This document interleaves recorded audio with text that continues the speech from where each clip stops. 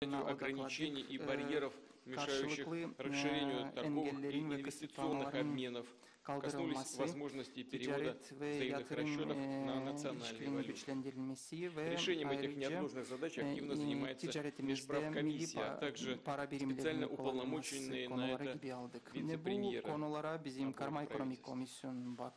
Важно, что удалось прекратить падение взаимной торговли. И в первые месяцы этого года был зафиксирован небольшой рост товарооборота в 0,5%. На хорошем уровне находятся показатели встречных инвестиций по 10 миллиардов долларов с каждой стороны. Договорились ускорить подготовку к соглашению об услугах и инвестициях, которые позволят выстраивать в дальнейшем наше взаимодействие на современной договорно-правовой базе, а также завершить в ближайшее время формирование и начать работу совместного инвестиционного фонда объемом до 1 миллиарда долларов. Разумеется, много говорили о сотрудничестве в энергетике, имеющем действительно стратегическое значение для обеих стран. Напомню, что Россия обеспечивает свыше 55% потребностей турецкого рынка в газе, 33% в угле, 18% в нефти.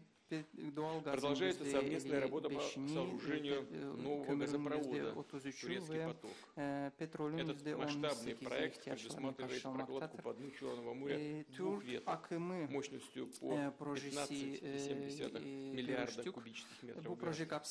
Одной в Турцию, другую транзитом в Европу. Его реализация позволит существенно укрепить энергобезопасность Турции, Европы, расширить возможности России по экспорту газа.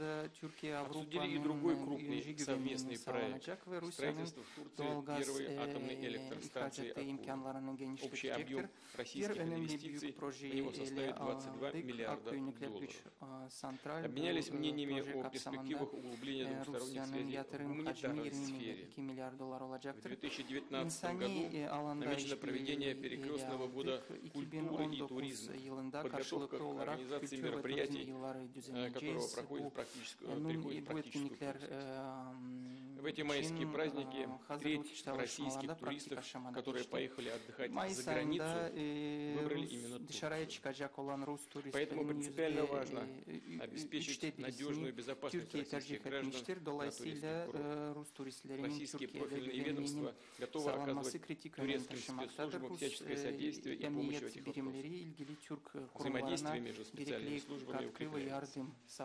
При обмене мнениями по глобальной и региональной повестке дня большое внимание было уделено борьбе с международным терроризмом. Договорились укреплять взаимодействие на этом направлении по линии спецслужб и Министерств обороны. В частности, продолжить практику регулярного проведения межведомственных консультаций по антитеррору. Подробно обсудили ситуацию на Ближнем Востоке, прежде всего, конечно, в Сирии. Мы с господином президентом придерживаемся точки зрения, что решение сирийского конфликта может быть обеспечено исключительно политико-дипломатическими средствами. Напомню, что во многом благодаря активной роли России, Турции, Ирана удалось не только добиться прекращения боевых действий между сирийскими правительственными войсками и вооруженной оппозицией, но и усадить их за стол переговоров в Астане, где сегодня стартует очередной 4-й раунд консультаций. В ходе встречи были также затронуты вопросы, связанные с подготовкой юбилейного 25-го саммита Организации Черноморского экономического сотрудничества, который пройдет 22 мая в Стамбуле.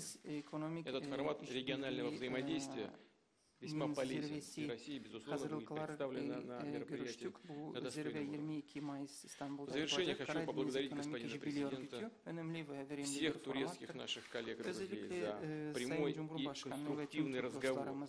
Уверен, что сегодняшние переговоры послужат дальнейшему развитию стратегического взаимодействия наших стран на основе принципов партнерства и добрососедства. Благодарю вас за внимание. Sağlayacaktır. Çok teşekkür ederim dikkatiniz için. Kıymetli dostum, saygıdeğer bakanlar, kıymetli dostum, değerli saygıdeğer basın mensupları, bakanlar, en kalbi değerli basın mensupları, sizleri en kalbi duygularımla, saygıyla selamlıyorum. Rusya Federasyonu son 2 ay içerisinde Rusya Federasyonu'na ikinci ziyaretimi gerçekleştiriyorum. Sayın Putin'in öncelikle Devlet Başkanı Sayın Putin'in nezdinde Rus muhataplarımıza, şahsıma ve heyetime gösterdikleri misafirperverlikten dolayı özellikle teşekkür ediyorum. 2016 Ağustos ayından bu yana Sayın Putin'le 5. kez bir araya geldik. Sık sık telefonda görüşmelerimiz devam ediyor. Tüm bu görüşmeler sayesinde siyasi ilişkilerimizde arzu edilen ivmeyi yakalıyoruz. Münasebetlerimizin çok daha ileri taşınması noktasında her iki tarafta da güçlü bir irade bulunuyor. Bunda şüphesiz iki ülke liderliğinin çeşitli sınamalar karşısında gösterdiği sağduyulu yaklaşımın büyük önemi var.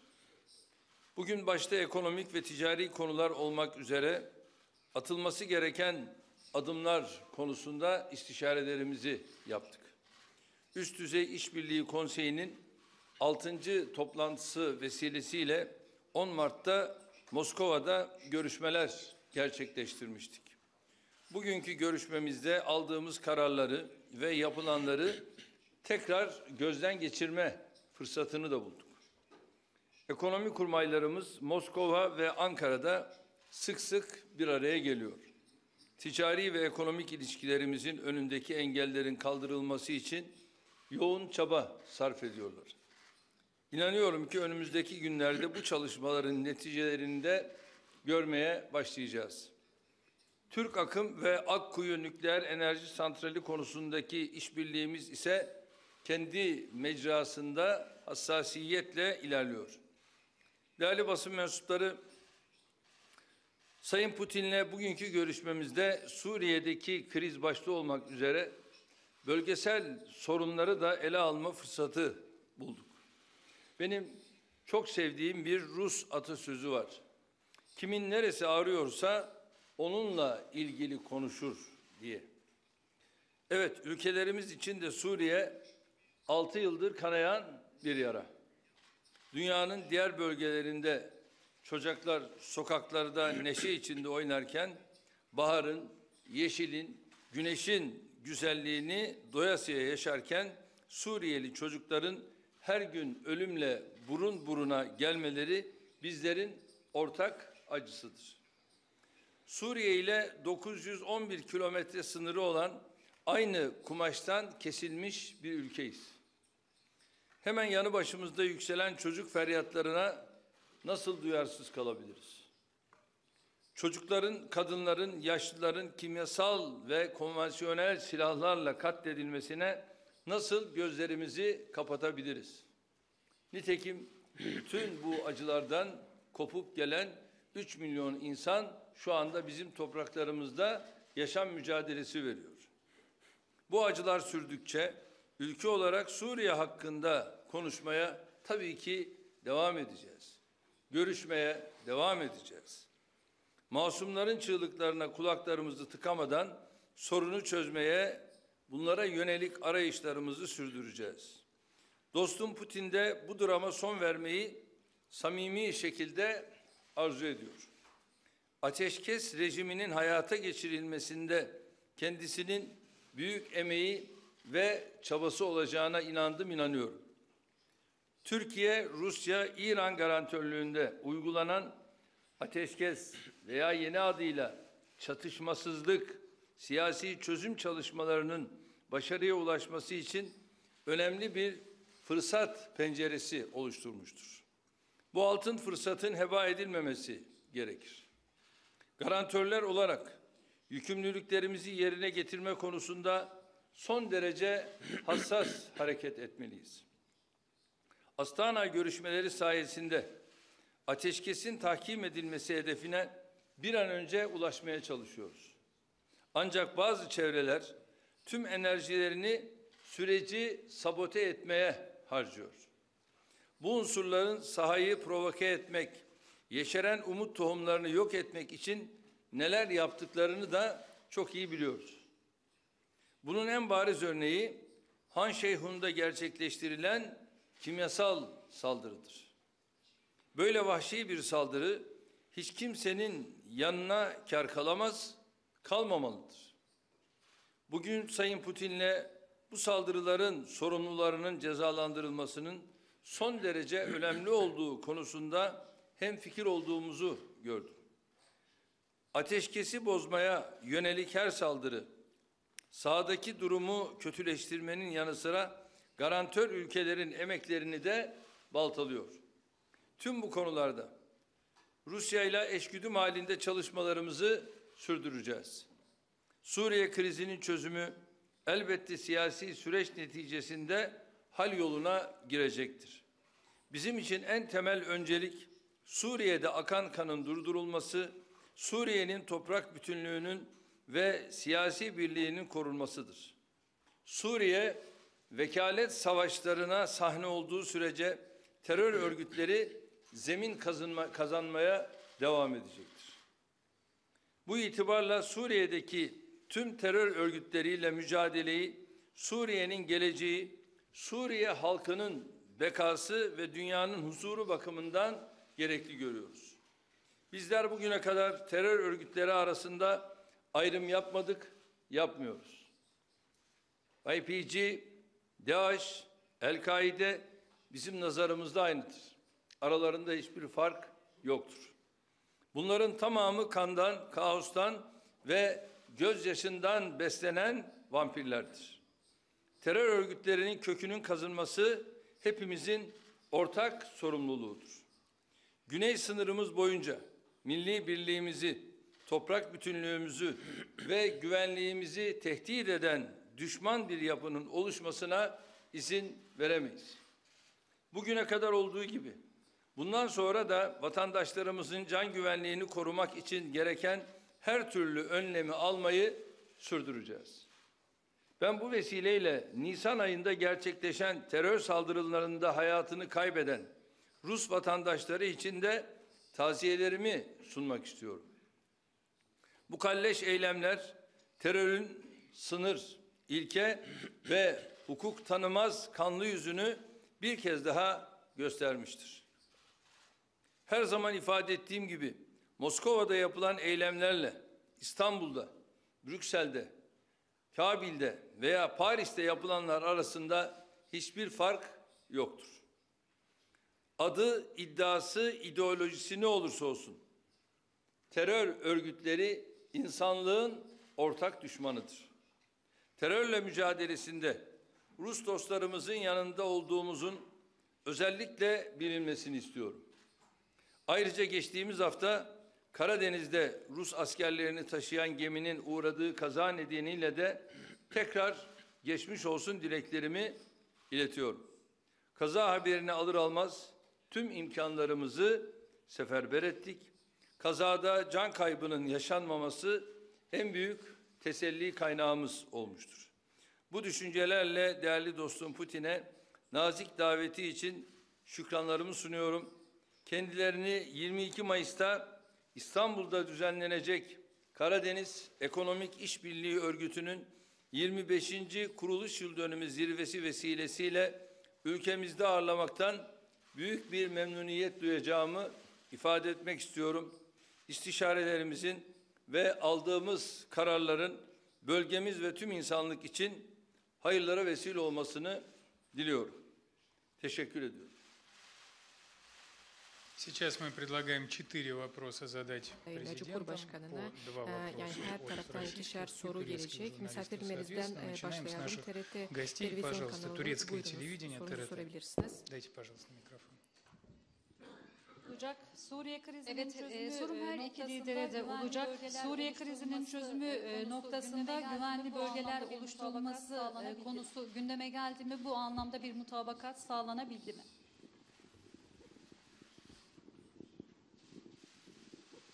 Buna tabii aslında şimdi bir yeni açılım oldu. Buna tabii aslında şimdi bir yeni açılım oldu. Ta başından itibaren şöyle ki biliyorsunuz ta başından itibaren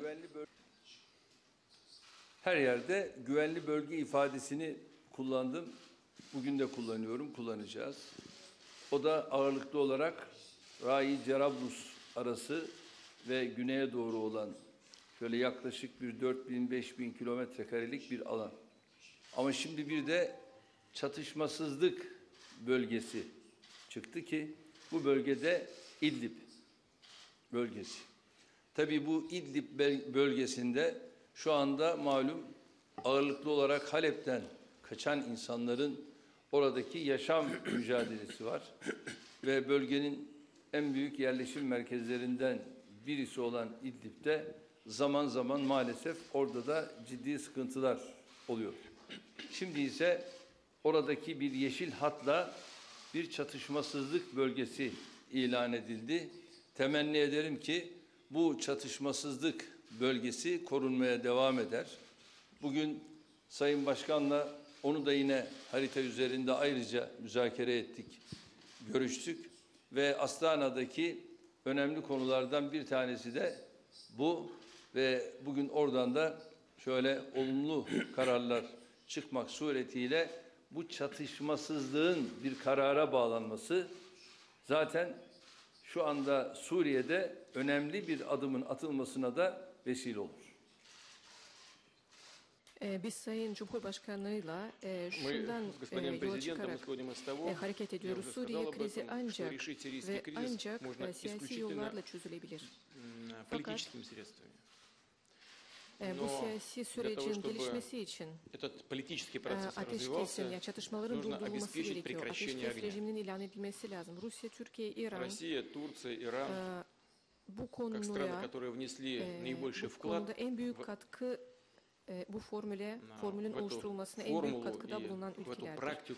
Çatışmaların durdurulmasını sağlayanlardır.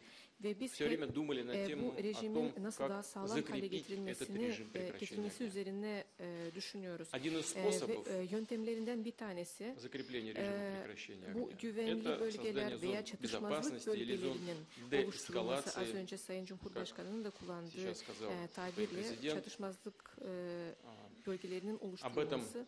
Bunu zaten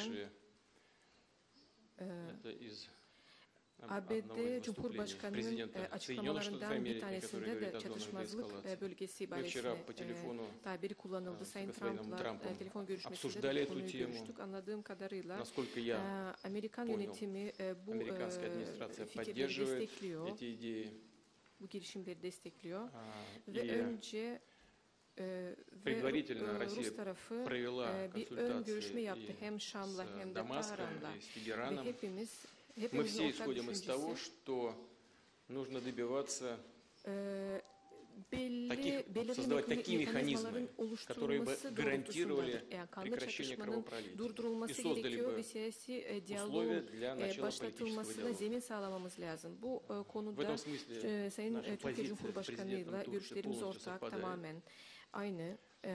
Мы исходим из того, что непосредственно участники конфликта, которые собрались сегодня в Астане, примут окончательное решение. Потому что в конечном итоге только от них зависит, kendi ülkelerinin kaderlerini onlar tayin edecek. Ve biz de kendi adımıza garantörler olarak Türkiye, İran ve Rusya Россия, сделаем все, чтобы эти механизмы совершенствовались и были действенными. Мы поддерживаем это предложение. Devam edelim. Buyurunuz. Rus gazeteci. Продолжаем. Пожалуйста, российские журналисты. Давайте НТВ, Кондратьев, пожалуйста. NTV televizyon kanalı her iki Телекомпания НТВ. У меня вопрос обоим президентам. Ne zaman хотелось бы знать, когда можно будет говорить о полном восстановлении прежнего уровня торгового сотрудничества между Россией и Турцией до кризиса, до конфликта, связанного с инцидентом с нашим самолетом. Известно, что некоторые ограничения, введенные после этого инцидента, до сих пор не отменены. Это касается прежде всего некоторых видов сельскохозяйственной продукции из Турции, которые поступают в Россию. Прежде всего речь идет о помидорах. Российские производители этой продукции несколько обеспокоены. если турецкие помидоры снова появятся на нашем рынке, это будет означать для них необходимость снижения своего производства. Турецкие помидоры более дешевые. Ну, Турция, как мы видим, вводит в свою очередь некоторые заградительные пошлины в отношении российской пшеницы, кукурузы, подсолнечного масла. Как может быть решен этот вопрос? И вообще хотелось бы знать, каким вы видите торгово-экономическое партнерство уже в далеком, более далеком будущем. Какой может быть товарооборот на длительную перспективу? Спасибо. Вы спросили, когда можно будет... Когда можно будет сказать о том, что ограничения, возникшие некоторое время назад, сняты. Об этом можно сказать сегодня. Мы договорились о комплексном решении всех этих проблем, связанных с ограничениями. Исходим из того, что любые ограничения разрушают экономику, вредят в конечном итоге нашим производителям. Есть чувствительные вещи, вы сейчас о них сказали. Вот те самые томаты, о которых вы упомянули, это не единственный товар, который подвергался ограничениям, ограничительным мерам. Здесь много было и услуг, и других товаров. Это и текстиль, это услуги, это рабочая сила, это строительный сектор. Там много, целый список ограничений. Мы договорились, что мы все эти ограничения снимаем. Но мы просили наших турецких партнеров и друзей понять, что после известных трагических событий, когда были введены эти ограничения, жизнь развивалась и не стояла на месте. Это связано вот как раз с производством тех самых томатов, о которых мы сказали. Наши сельхозпроизводители взяли значительные объемы кредитов, это достаточно длительный цикл производства, связанный в наших климатических условиях со строительством тепличных сооружений и так далее. Поэтому по этому виду товаров ограничения пока будут оставаться, так же, как и по безвизовым поездкам. Вместе с тем, и это связано, второе связано с необходимостью усиления взаимодействия между нашими спецслужбами в условиях нарастающей террористической угрозы. Это, тем не менее, проблема, которая может выглядеть гораздо мягче, чем она сейчас имеет место быть. Имею в виду, что, возможно, и мы это сделаем. Либерализация поездок специалистов, либерализация поездок тех, кто постоянно бывает в нашей стране по делам службы, по бизнеса. Здесь целый набор граждан Турции, которым будет предоставлен такой либеральный режим. Коллеги договорились о том, что будут сверены соответствующие списки по линии Министерства иностранных дел. Что же касается вот этих товарных групп, в том числе и томатов, то, разумеется, мы не можем, не планируем навечно закрыть свой рынок для всего импорта, в том числе импорта томатов. По мере прохождения вот этого самого инвестиционного цикла, о котором я сказал, будет либерализоваться и эта часть нашего рынка. Но в целом мы считаем, что все ограничения остальные должны быть сняты. Мы об этом сегодня и договорились.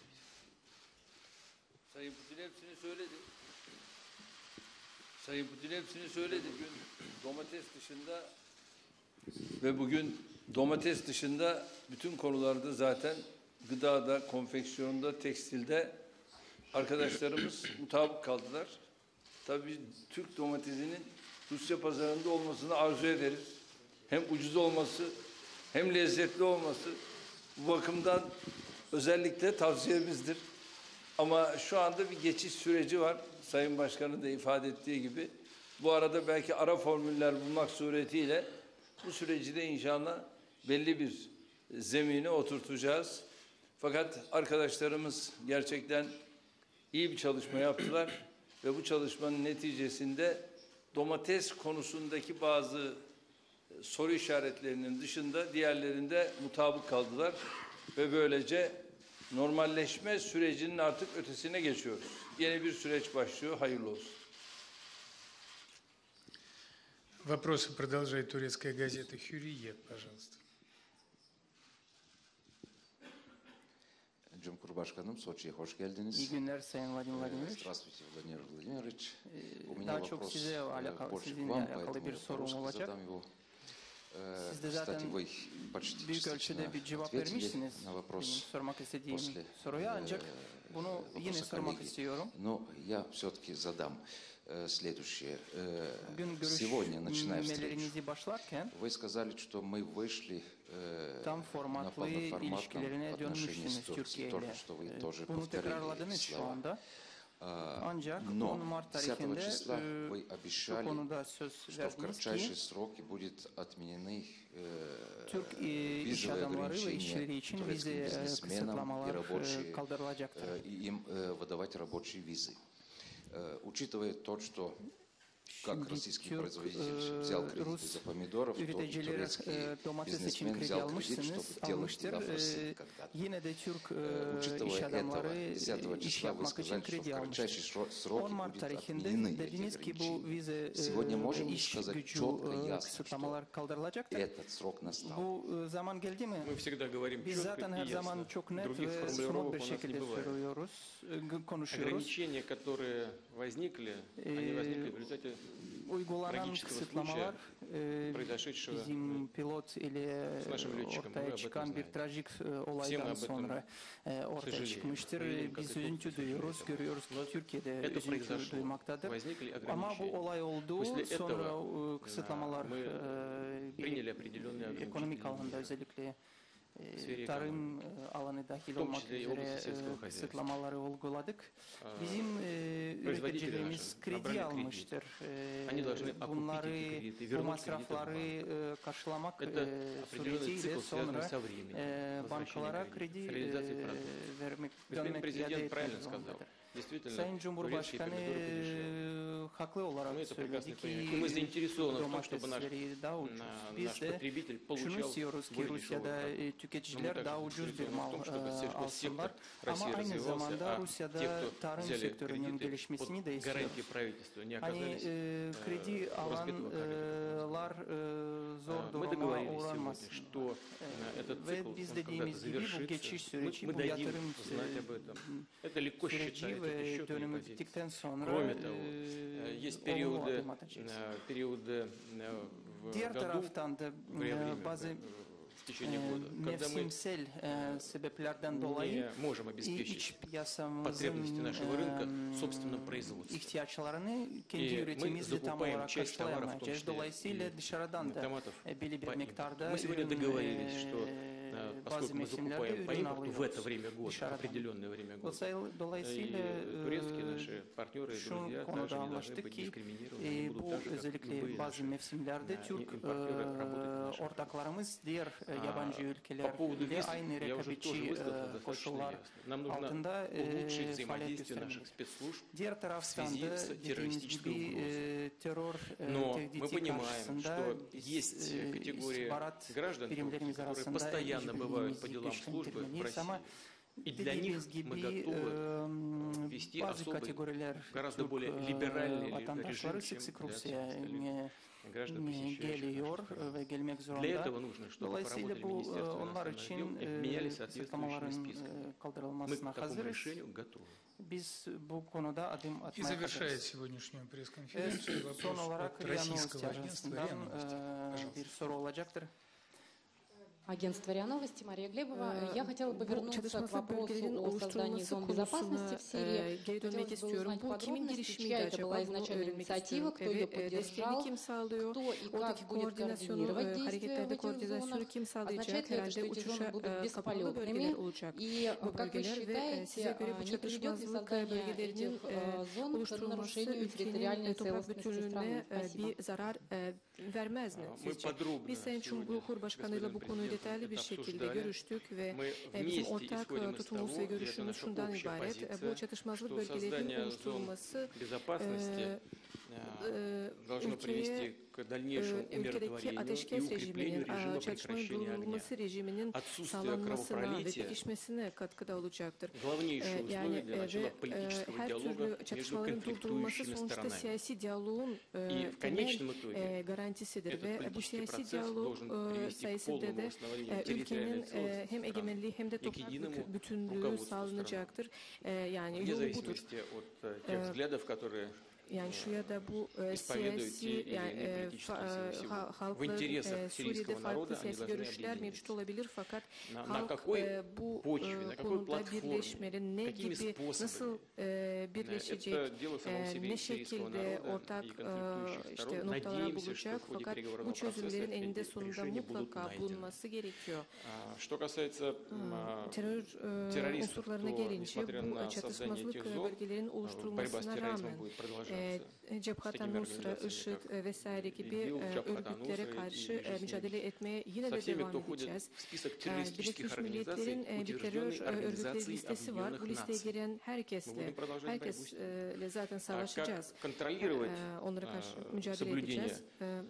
Bir de çatışmazlık yani bu fikir kimin aklına geldi?